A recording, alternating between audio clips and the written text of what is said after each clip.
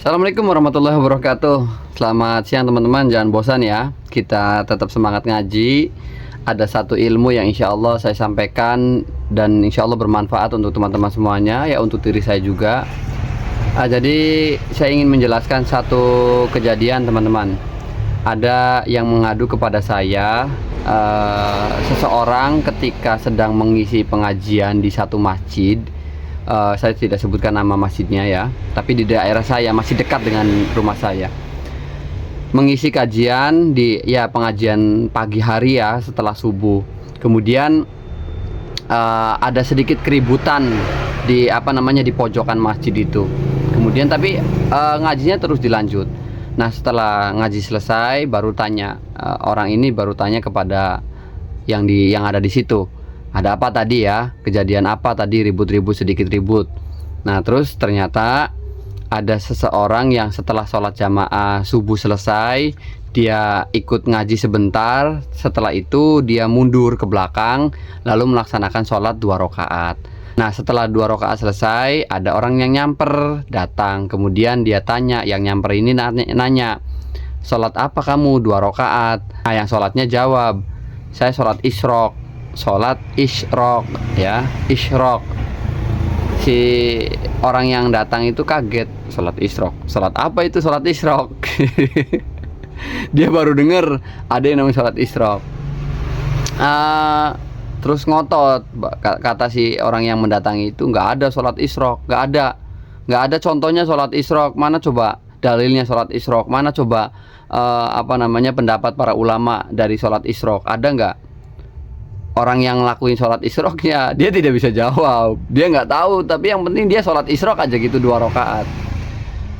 Terus akhirnya yang mengisi kajian itu mengadu kepada saya, bertanya, itu sholat isyrok tuh gimana sih konsepnya begitu ya teman-teman. Nah, sehingga saya cari sholat isyrok. Saya juga tidak, bahkan sampai sekarang tuh belum pernah melakukan sunnah sholat isyrok teman-teman. Saya cari dalam beberapa kitab dan ditemukan, ada dalam kitab ini Nihayatul Zen, saya cari ada dalam Fathul Mu'in, dalam I'anahnya juga ada. Kemudian ini saya juga pakai Asyarqawi ya, di sarannya Asyarqawi juga ada keterangan sholat isyrok. Hanya perlu diluruskan sedikit.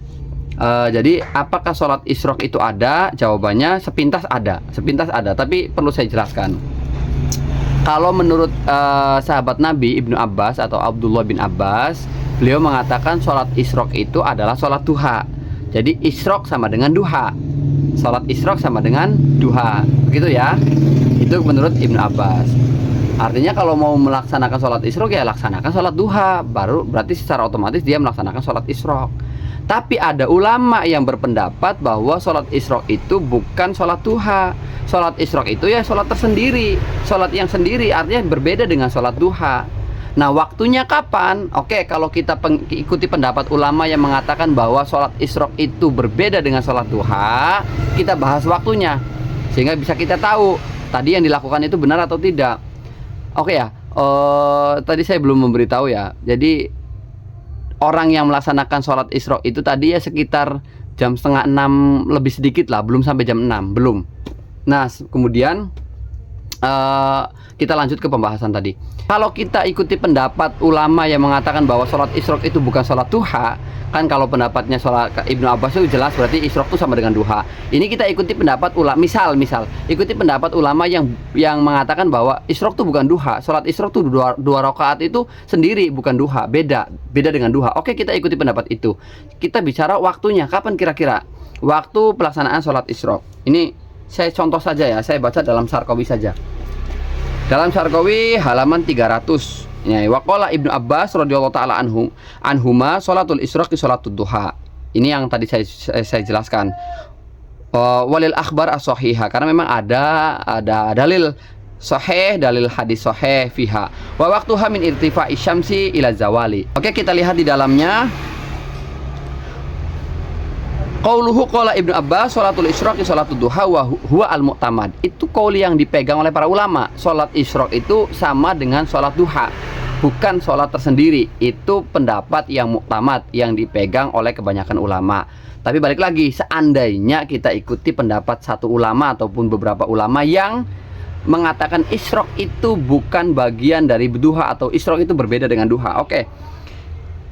Wakila ghairuha qala fil ubab raqatal isyraqi ghairud duha wa waqtuha indal irtifai. Oke ya. Jadi kalaupun seandainya kita ikuti pendapat ulama yang demikian, maka pelaksanaan sholat isyraq itu dimulai sejak atau dari matahari sudah agak tinggi, irtifa. Bahasa irtifa di dalam kitab fikih itu maksudnya irtifa usyamsi qadra rumhin. Itu yang saya pahami. Bahasa irtifa ya di dalam fikih itu irtifa usyamsi qadra rumhin, yaitu naiknya atau meningginya matahari sekira-kira satu gagang ujung tombak. Nah, satu gagang tombak itu kira-kira seberapa? Dalam salah satu video sudah pernah saya jelaskan, yaitu sekitar 16 menit dari tulu usyamsi. Kita lihat di kalender kapan terbitnya matahari itu, misalkan pukul 06.00 misal, gampangnya saja 06.00, berarti tinggal ditambah 16 menit. 16 menit kemudian berarti itu sudah irtifa usyamsi. Barulah di situ boleh melaksanakan sholat isyraq. Itu teman-teman.